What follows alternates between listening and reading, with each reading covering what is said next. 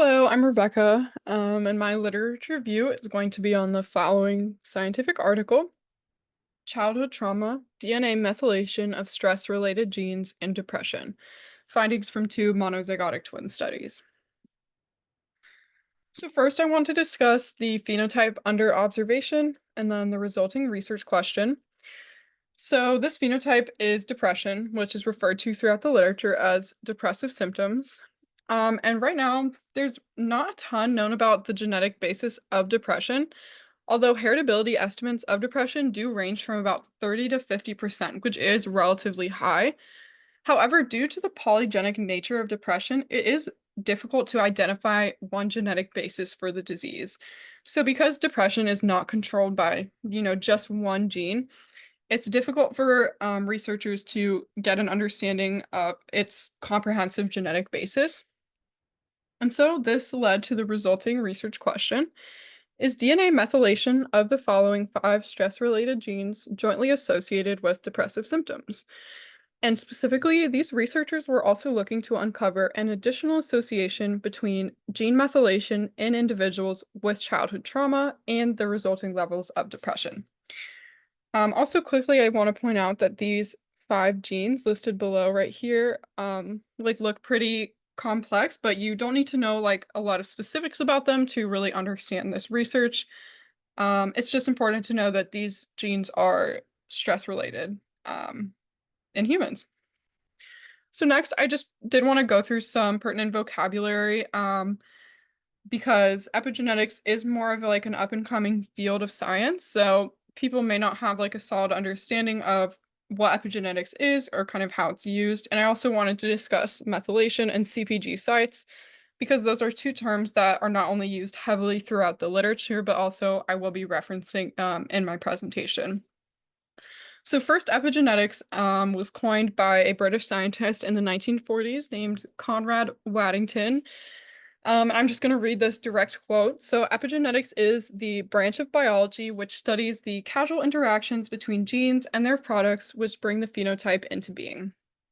So, in other words, epigenetics refers to the manner in which molecular pathways modulate the expression of a genotype into a particular phenotype.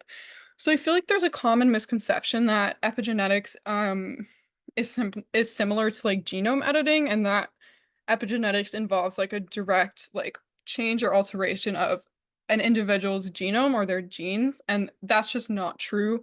As I say down here, it just simply modulates the expression of a genotype. So when we're referring to epigenetics, no like DNA is being like changed or altered. We're simply looking at the like molecular methods by which the expression of a genotype can be changed. So that brings me to my second definition, which is the definition of methylation. So methylation is a type of epigenetic modification which can augment gene expression. So all methylation is simply the addition of a methyl group or methyl groups to a DNA molecule.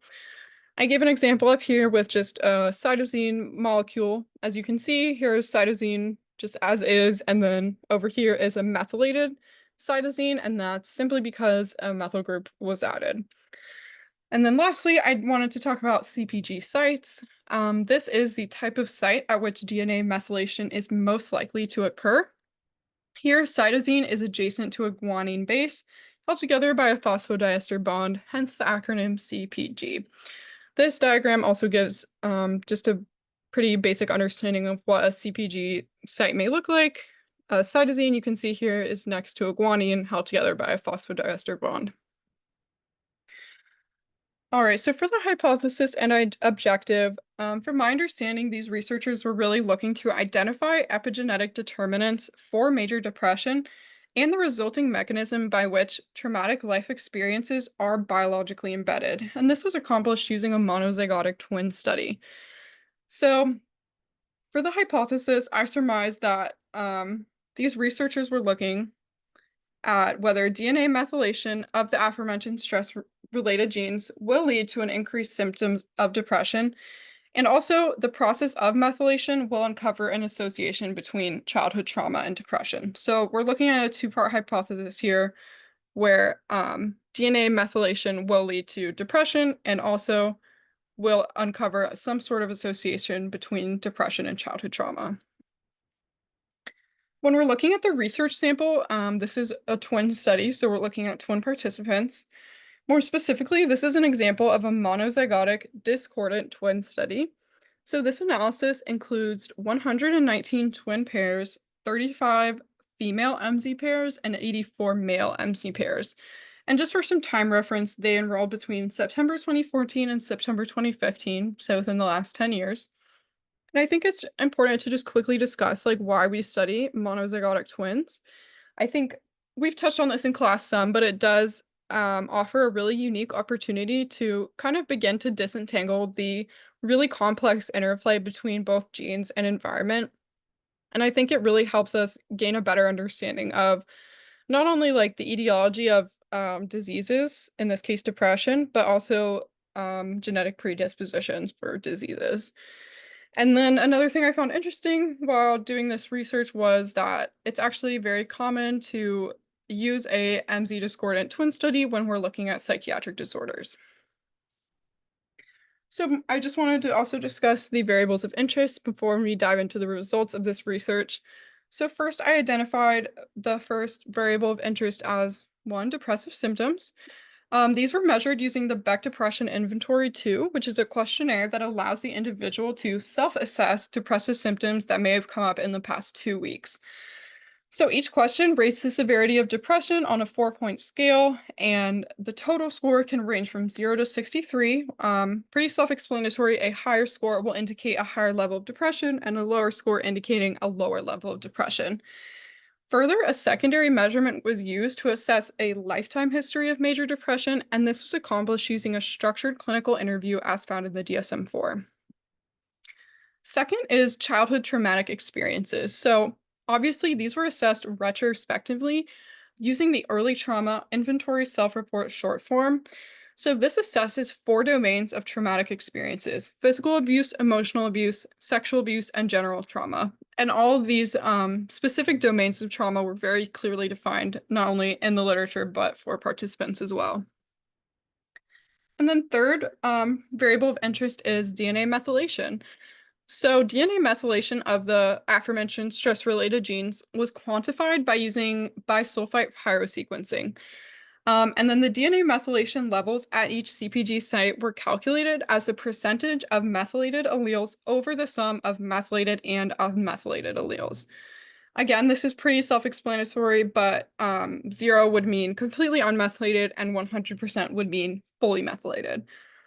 Bisulfite pyrosequencing sounds really fancy, but just to like kind of give you guys a basic understanding of what it is, bisulfite pyrosequencing looks at any unmethylated cytosine bases and will change them into uracil bases. And this includes any cytosines within and outside of those CpG sites. Those cytosine bases, which are methylated, are resistant to this change and remain as a C after bisulfite treatment. And then using a PCR test, polymerase chain reaction, those uracil bases will then change to a complementary T base. So in this diagram right here, you can see in the unmethylated strain, the C right here changes to a U and then to a T. But when we're looking at this methylated version, the C remains a cytosine during both the bisulfite treatment and the PCR test. So that's how these researchers were able to quantify the amount of DNA methylation that was taking place. Lastly, I wanted to touch on statistical methods. We've already discussed briefly the experimental methods, how participant recruitment and assessment went. Obviously, they completed a biological sample collection, and then as I just discussed, did the DNA methylation analysis. But for the statistical analysis, I'd say that's equally important as any of these other like assessments, because you can have, you know, important and significant research, but unless it's statistically significant, it doesn't hold a lot of weight. So to test this hypothesis, these researchers used the weighted truncated product method. And this method combines p-values of CpG sites that reach a pre-selected threshold of methylation. In this case, they used 1.0, And then further, linear mixed models were created to visualize the relationship between DNA methylation at each site as the dependent variable and the specific domains of childhood trauma as the independent variables. So now we can get into results. So I divided this up into three parts. First is when we look at the association between depression and DNA methylation. So the resulting data suggests a very strong association between all five of the stress-related genes under observation and depressive symptoms. However, more specifically, hypermethylation at two CpG sites, one each in the BDNF gene and the NR3C1 genes, were most positively associated with depressive symptoms. So I included this table over to the left, which is directly from the research. And you can identify these BDNF genes and the NR3C1 genes and look at the resulting p-values. And in this case, we interpret it as a p-value less than 0.05 is statistically significant. Next is the association between childhood trauma and DNA methylation. So this research also identified that exposure to childhood trauma was linked to hypermethylation in a total of 10 CpG sites across 4 of the 5 genes. Specifically, when we're looking at one specific domain of childhood trauma, such as physical abuse, childhood physical abuse was significantly linked to changes in DNA methylation patterns in, again, the BDNF and NR3C1 genes. Here, there was evidence of hypermethylation at 2 CpG sites, and then in the NR3C1 gene, there was hypermethylation at 4 CpG sites. So, while there is a pretty comprehensive association between childhood trauma and hypermethylation or methylation in general of DNA, there's a significant and stronger between physical abuse as a domain of childhood trauma and specific methylation on 2 specific genes. Lastly is the association between childhood trauma and depression. So out of the 10 CpG sites showing methylation changes due to childhood trauma, 2 in BDNF and 2 in NR3C1 were also associated with depression. Again, I included a table below that is directly from the article itself, and you can see how BDNF genes and the NR3C1 genes showed the highest mediating effect, showing that there is a stronger association between the childhood trauma and the levels of depression based on the methylation. So lastly, I wanted to just hop into a quick discussion about the current conversation regarding what is known about depression and epigenetics and childhood trauma, but also some future implications of the study. Um, First, I wanted to talk about the significance of testing the combined effects of multiple CpG methylation sites. I think this study really emphasized the importance of looking at more than one CpG site for methylation and looking at like multiple different genes. And I think this was important because it increased the statistical power and reliability of the data, which I think in turn is really helpful for like biomarker discovery and can give us a more comprehensive understanding of disorders that are polygenic like depression. Next, I wanted to talk about how environmental factors may become biologically embedded and the current conversation around that. We already know that with psychiatric disorders, like with many other things, there are influences from both heritable genetics as well as the environment in which the individual grows up in. And while this association is widely known, there is little significant research regarding how those environmental factors can in turn affect an individual's gene expression without changing the content of their DNA. Further, there's very little known about how nature and nurture can actually work in tandem. Because so much scientific literature presents these genetic and environmental influences as dichotomous, um, I really think it's important to highlight how much more intertwined they are than we may think. And so I think this study itself did a very good job of displaying how genetics and environment don't work completely independent of each other, but actually can influence each other and influence an individual's phenotype.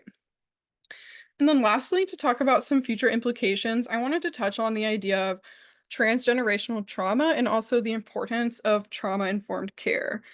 So if we're looking at specifically in this article, just the phenotype of depression, I think it's important to ask like how many other scenarios could this apply to? And I'd be really interested in seeing the like epigenetic research on other psychiatric disorders like bipolar disorder, OCD, schizophrenia, etc. And then further, when we're talking about epigenetics in a generational sense, and specifically like how trauma can affect individuals generationally. I think it's really interesting to also take that one step further and ask how many generations could a phenomena like this span? Because really, we're at this point, we've only tracked this from like one generation down. So I'd be interested in kind of like a broader view of that. And then finally, I think it's important that we step back and view the cycle of trauma from a societal or global perspective. This study deals really well with domains of trauma, such as sexual or physical violence, but these are all examples of interpersonal traumatic events. What about more amorphous experiences, such as, for example, living through poverty? That is not one event, but rather an underlying current that is traumatic in and of itself. And I think when we take an example like that, with poverty, it creates this instability surrounding food and rent affordability, lack of equitable opportunity for education and healthcare, and then even criminalization of poverty through court fees, policing, prison systems, etc. I think this, for one example, can is really like comprehensive of just this vicious cycle of trauma in our society and how trauma increases the need for medical and mental health care. But without access to this care, trauma's effects just multiply. So I think finally it's important to just kind of note that we can't just read an article like this and kind of just throw it in our back pocket. If many levels and types of trauma have initially been proven to be epigenetic and have epigenetic effects, as this research has shown us, I believe that a lot of societal work must be done to dismantle these oppressive systems that lead to this trauma rather than retrospectively looking to supply affected individuals with, if we're being honest, substandard and unequal methods of treatment. So I think this research article in total is really important for advancing the current conversation about what we know about epigenetics of trauma and depression.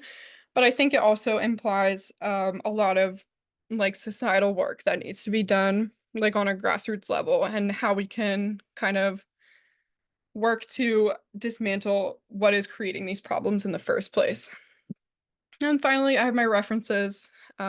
This one in bold at the bottom is the scientific article and reference. Thank you.